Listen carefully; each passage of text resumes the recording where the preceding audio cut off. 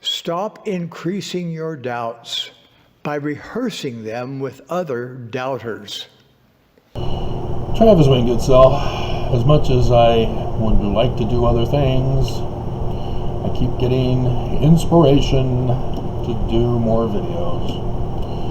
I've already touched on it as I'm uploading a video talking about one aspect of it, but Nelson in conference came out and said that doubters should not be discussing their doubts with other doubters. And if you notice, he's letting Mormons assume that anybody who's a critic of the church only has unbeliefs for the church. The concept that people could actually have a knowledge of the fraud and falsehood of the church, he doesn't want Mormons to know about. And so, Nelson is warning you to stay away from this very video. I'm Mormon, born and raised. So if you put a thumbs down, you're putting a thumbs down on your own Mormon. If you're putting a hate comment, you're putting a hate comment on your own Mormon. If you're testifying to the truth of the church and the living God and the truth of the Book of Mormon as a historical document, you're bearing false witness. Because I followed the precepts, abide by the precepts of the Book of Mormon in regards to obtaining light, truth, intelligence. Spiritual witness is just the seed called the Word. It is not the finished result. The finished result, as even Nelson pointed out correctly, and then covered it up with falsehood, was that very principle that you have to produce the results. He said we can't judge him. That's the whole point, is you do physical results, consequences of your abiding by the Word, and others are now capable of judging you. That's the whole point of Mormonism, is that they are supposed to see our good works and go, hey, I like their good examples, I want to be a part of their church. Instead, Mormons would rather put thumbs down on my videos, put hate comments, send me death threats, etc. So what is my testimony? Well, I've already done one, and I got death threats and mockery and thumbs down for it. Joseph Smith is a translator. No, not by a spiritual witness. I deciphered Paleo-Hebrew. And through that process, which is scientific in the linguistic field, I learned that Joseph Smith's retranslation of the biblical Hebrew text in the King Follett Discourse is correct.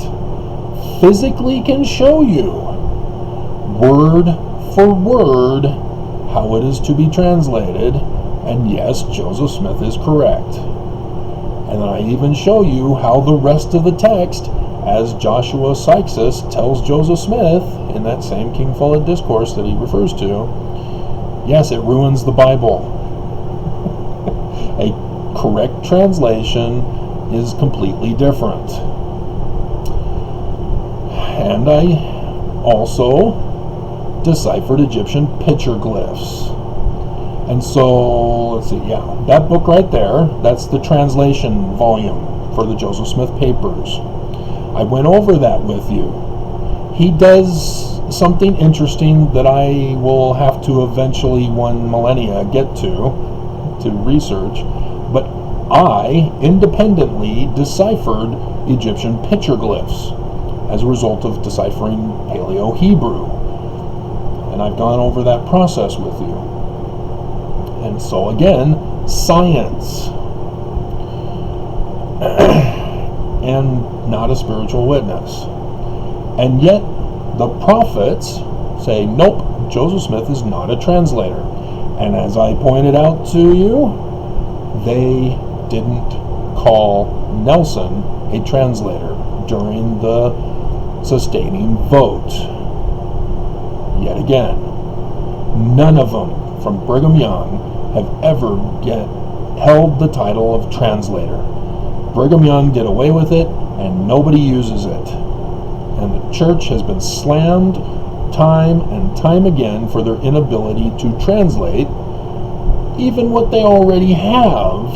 And then Nelson goes and blows it in October and then doubles down here in this conference with the failure to translate Israel correctly, calling it Let God Prevail. No. What office do you hold with what keys? Oh, Peter, James, and John. No. No, you don't. Peter, James, and John was for being missionaries.